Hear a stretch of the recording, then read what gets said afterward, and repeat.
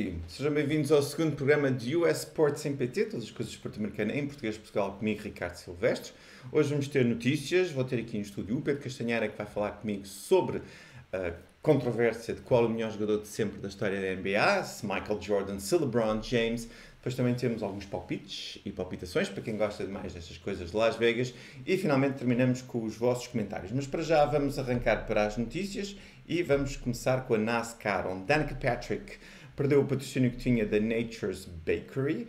Portanto, ela não vai ter carro para o ano. O contrato era até 2018, mas foi interrompido antes. Portanto, ela vai deixar a Stewart Haas Racing e será complicado ela ter outros patrocinadores. Patrocinadores gostam de fazer contratos a longo prazo e ninguém quer apostar muito agora em patrocinar um carro para a Danica Patrick. De qualquer maneira, dizer que a Danica ela tem um futuro brilhante. Ela pode ser uma comentadora da NASCAR, pode inclusive fazer continuar no ciclo da publicidade. Ela, por exemplo, é o rosto da GoDaddy.com. Portanto, ela, não há problema nenhum, a Danica irá continuar a estar nos olhos dos fãs da NASCAR. Depois vamos dar um pulinho até à NHL, onde temos notícias em relação à construção de uma arena em Seattle. Oakview Group, juntamente com o Madison Square Garden Entertainment, que deixa-se ser curioso, porque esse grupo económico é o detentor dos Rangers e, portanto, eles estão associados agora ao Oak Group para construir uma arena em Seattle, para o hóquei em gelo, portanto, com a possibilidade de haver uma nova equipa em Seattle, e de dizer que a arena custa 600 milhões de euros, tem um contrato anual de 2,6 milhões e de dizer que o Oak Group vai ter que ser responsável por acomodar a Seattle Storm. Portanto, notícias para breve na NHL, quem sabe, expansão ou então a mudança de uma equipa de uma outra cidade para a cidade de Seattle. Vamos agora para a MLB. Já sabemos que os Indians bateram um recorde de 22 jogos consecutivos. Bateram um recorde porque o recorde estava com os Cubs de 1935, tinham ganho 21 jogos consecutivos.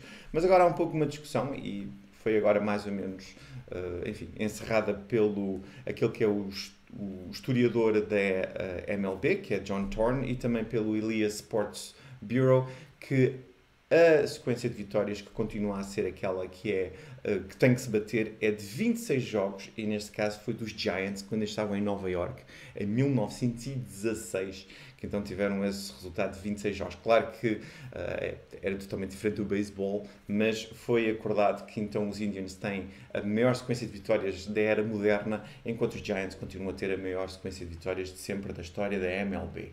Vamos agora para a NBA. Há notícias na NBA no sentido em que o comissário fez saber que a Liga está a querer mudar o sistema de acesso ao draft. Neste caso, neste momento, como funciona, a equipa que fica em último lugar tem 25% de ter a primeira escolha do draft, a equipa que fica em penúltimo 19,9% e a antepenúltimo 15%. O que acontece agora é, com estas alterações, as três últimas equipas, a última, a penúltima e a antepenúltima, terão a mesma percentagem de ter a primeira escolha do draft, neste caso 14%.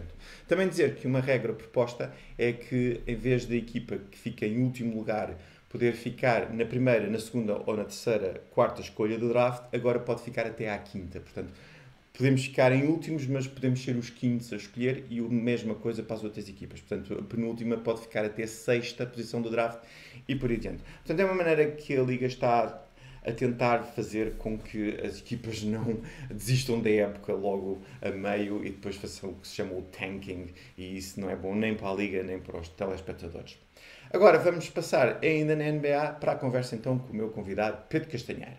My back for a long time. But now I said it right here. Right, exactly. Well, we got no problem with that. I think that you probably won't say it again. I bet I do. Okay. Chris?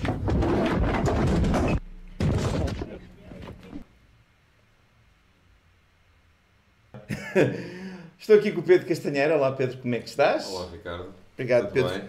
por teres vindo aqui ao programa USA Sports PT. O Pedro que era jogador de basquete, ainda continuas a lançar umas bolas ao cesto, mas principalmente é um grande defensor de Michael Jordan, e por isso é que eu trouxe aqui, porque Pedro, a discussão é um pouco se LeBron James pode se comparar a Michael Jordan. O que é que tu achas? Ou fica assim um bocado curto nos calcanhares? O que é que tu achas?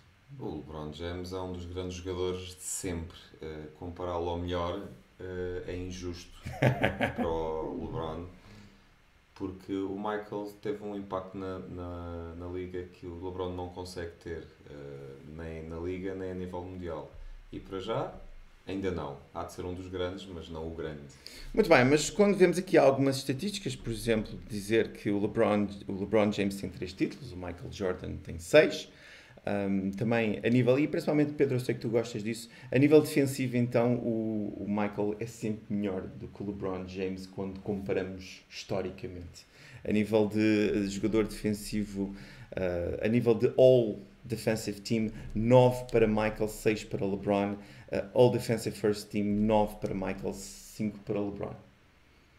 O LeBron ainda não acabou de jogar, não é? É verdade. O LeBron ainda tem mais 5, 6 anos de liga, se quiser manter no topo e se trabalhar por isso é provável que ele consiga mais algumas coisas. A grande diferença está mesmo no impacto. Para já, o Michael fez o que fez, tinha a equipa que tinha, há quem diga que ele tinha uma equipa melhor, melhores jogadores, o que o LeBron não tinha. Os jogadores jogam aquilo que é necessário, não é?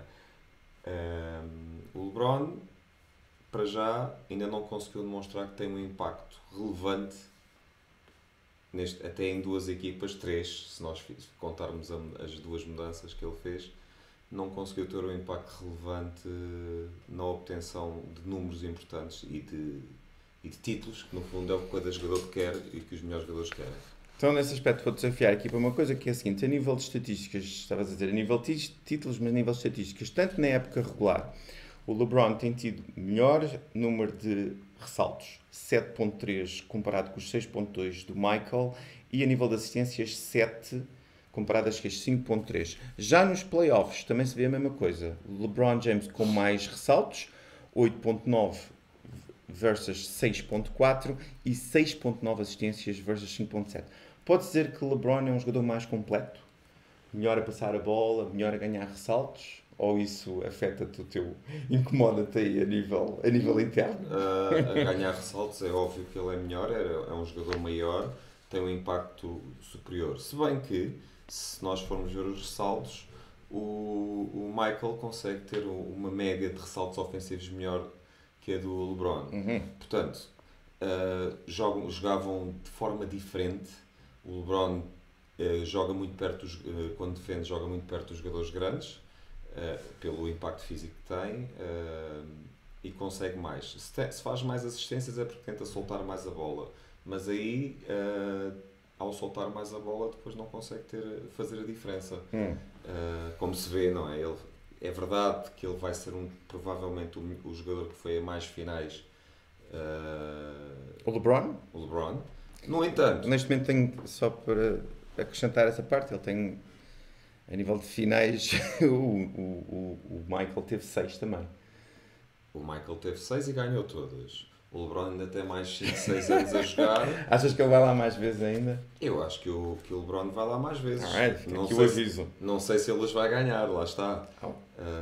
Mas agora com o Golden State é mais complicado. Exatamente. Com aquela super equipa, portanto, muito dificilmente ele ganhará muito mais títulos. E a diferença está aí. Nós medimos a grandeza do jogador pelo impacto que ele teve. O Michael trouxe a NBA para o mundo. O LeBron aproveitou-se apenas disso. O Michael ainda hoje é uma imagem global. O LeBron é o LeBron, é atual. Quando ele deixar de jogar daqui a 10 anos veremos. Muito bem. Entretanto, eu vou agora desafiar o Pedro para uma brincadeira, que nós temos aqui algumas rubricas no USA Sports MPT e uma delas, vou apresentá-la pela primeira vez, chama-se o Deixa-me vestir a camisola. E bem, Pedro, o Deixa-me vestir a camisola neste aspecto é porque um dos meus jogadores favoritos de sempre é o Toni Kukoc e eu, portanto, Pedro, vou vestir a camisola para dizer que se não tivesse sido o Toni Kukoc, o Michael Jordan não tinha ganho os 3 últimos títulos. Portanto, foi o Toni Kukoc, nas finais, na época regular, foi ele que levou a equipa para a frente, foi ele que ajudou o Michael Jordan, foi ele que... Não? Perdeste completamente a cabeça, obviamente. O Toni Kukoc era um bom supporting role, apoiava, marcava o que tinha que marcar, mas quando as decisões eram importantes, a bola estava só numa mão. Como E de Seattle, discussão. no jogo 3, Não, ia estar no jogo não, 5. não. O homem estava doente, cheio de E, gritos. e fez a diferença mais uma vez. E fez a diferença mais uma vez, a cair para o lado, Não há esperança. de longe, sem comparação. No momento certo, estava lá quem direito. Ok. Se bem que a equipa era muito coesa. E a grande diferença das equipas do Michael para as equipas do LeBron, já agora continuamos um bocadinho, é isso mesmo. As equipas uniam-se à volta do Michael e do LeBron. Aí estás a Uma falar uma manta de coisa detalhes. importante. Aí estás a falar uma coisa importante. Agora, já no último programa falei nisso, o Kyrie Irving, Alex faz tarde. Muito bem, diz isto. Quando se quer ser campeão, tem que se estar disposto a fazer, a prescindir de algumas coisas. Os jogadores agora olham muito só para eles, não olham para o panorama total. Palavras sábias, jovens, estão a ouvir o Pedro Castanhar? Entretanto, Pedro, para terminar, e agora a sério novamente, LeBron James em LA, o que é que tu achas? Fala-se muito nisso, fala-se que inclusive estas movimentações do Kyrie Irving e dos Cleveland Cavaliers, isso tudo foi feito de maneira que o LeBron se possa dizer: eu vim para esta organização, eu dei-vos um título, agora vou-me embora para LA para jogar com o Lonzo Ball e os tiros dele assim todos tortos. Ir para LA é uma possibilidade. Se ele for para LA, não ganha mais nenhum título nunca. Porque Fica aqui a garantia. Golden State, como está, eles só chegam à final de conferência, depois ele nunca terá a possibilidade de ir à final da NBA. Talvez com mais um ou dois jogadores. Assim, portanto, talvez. Por mais jogadores Paul, que tenham. Não por tem exemplo, hipótese. não, Não Chris tem Paul, hipótese. Chris Paul, por A outra exemplo. equipa é demasiado forte. Não, Eddie George, não. Não, são demasiado fortes, fazem a diferença. Estamos cá para Fazem a ver. diferença. Aliás, entrando nesse aspecto das cedências, Golden State está o que está porque houve alguém que cedeu, um jogador magnífico, Kevin Durant, que foi para lá porque queria ser campeão. E foram, e tiveram química, e enquanto continuarem assim, vão continuar a ser campeões. Muito bem, então fica aqui o alerta. Para quem acha que LeBron James pode competir com Michael Jordan, já vimos que estamos dois de acordo, que nem por isso. Tem alguns anos à sua frente, mas como tu estás a dizer e bem, a equipa de Cleveland ou de LA tem que se apetrechar muito mais para poder lutar pelo título. Pedro, muito obrigado por teres vindo aqui ao programa. O Pedro vai continuar a aparecer para continuarmos a falar de basquetebol e até mais na perspectiva de continuarmos a dizer o quanto o Tony Kukoc foi o jogador mais importante da história da Liga. Podemos fazer um sobre qual é que era o melhor jogador europeu. Mas pronto, Pedro, obrigado mais uma vez por teres vindo. E agora vamos avançar, neste caso vamos avançar para os palpites e palpitações. That vision of the big winner somehow emerging from the last-minute pre-dawn chaos of a stale Vegas casino. Muito bem, estou de volta agora para falarmos então de alguns palpites que queremos vos dar para este, não só para este fim de semana, como por exemplo para a semana toda, porque inclusive se virmos, por exemplo, na NASCAR, neste momento, quais é que são as lines para a vitória, portanto, ganhar o título da NASCAR, eu proponho aqui Kyle Larson, 5-1. Larson pode ter o inside track, inclusive se chegar a Miami com a possibilidade de ganhar o título, tirar o título ao Martin Truex. Martin Truex está quase even money, 2-1. Kyle Busch a 5-2 também é interessante. E depois, quem quiser arriscar pode aqui com o Brad Keselowski, mas isso aí já estamos a falar mesmo em 15-1, seria uma aposta forte, mas que rende dinheiro. Finalmente não, vamos falar agora das lines da NFL. E para isso, vocês podem ver que Jacksonville versus Tennessee mais 3, portanto, era uma aposta segura. Carolina at Buffalo por menos 6,5. Portanto, aqui há espaço para fazer uma aposta certa. E depois, então, New England at New Orleans, menos 6. Poucas são as pessoas que acreditam que New England possa perder por mais de um touchdown em New Orleans. Aliás, Las Vegas fez de propósito exatamente aqui a tentar estimular as apostas, mas é uma aposta segura e, portanto, fica aqui as nossas sugestões.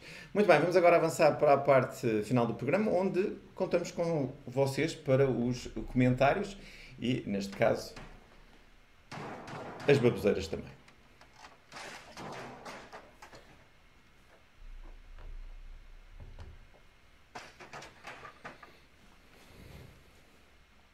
Muito bem, há alguns comentários interessantes, como por exemplo, tivemos aqui do primeiro programa da semana passada, tivemos aqui o William e a Lina, que dizem que tirando a pequena parte de mais uma equipa de Boston a fazer batotas, ficou excelente, parabéns, muito obrigado William e a Lina, de dizer que a história de fazer batota em Boston já vem de há muito tempo, já quando os Celtics, por exemplo, com Red Auerbach, recebiam os Lakers, desligavam o ar-condicionado nos balneários, dentro da arena, tiravam a água quente, portanto, já há um longo historial de trapaças, mas tudo bem, a gente percebe que se não estivermos a fazer batata não estamos a tentar, como se costuma dizer.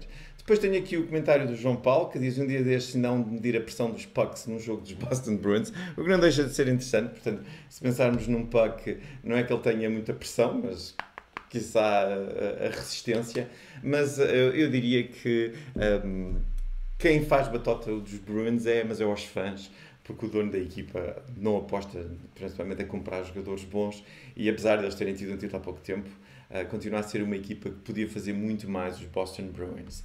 Agora, passando para um outro comentário que eu achei muito piada, que é o Ogre Pigmeu, que diz: quer este programa na Sport TV? Bom, eu quanto a isso não tenho muita coisa para dizer, mas eu fiquei muito interessado foi na questão do Ogre Pigmeu. E eu fui procurar um Ogre Pigmeu, vocês podem ver aqui, portanto, presumo que isto seja o mais aproximado possível a um Ogre Pigmeu, mas pronto, obrigado Ogre Pigmeu. E pegando nisso, eu gostava de dizer que façam subscribe, portanto, espalhem a mensagem que temos este programa, porque inclusive eu acho que, continuo a dizer isso, a tribo de pessoas que gostam de desporto americano em português de Portugal é bastante grande, portanto vamos provar isso, quiçá um canal televisivo português, que agora não vou dizer qual é que é, mas portanto façam subscribe, passem a informação e continuem a voltar para ver os nossos programas. Para a semana voltamos com um. Eu vou agradecer novamente ao Pedro Castanheira por ter estado comigo. Eu sou o Ricardo Silvestre, então fica prometido voltarmos para breve.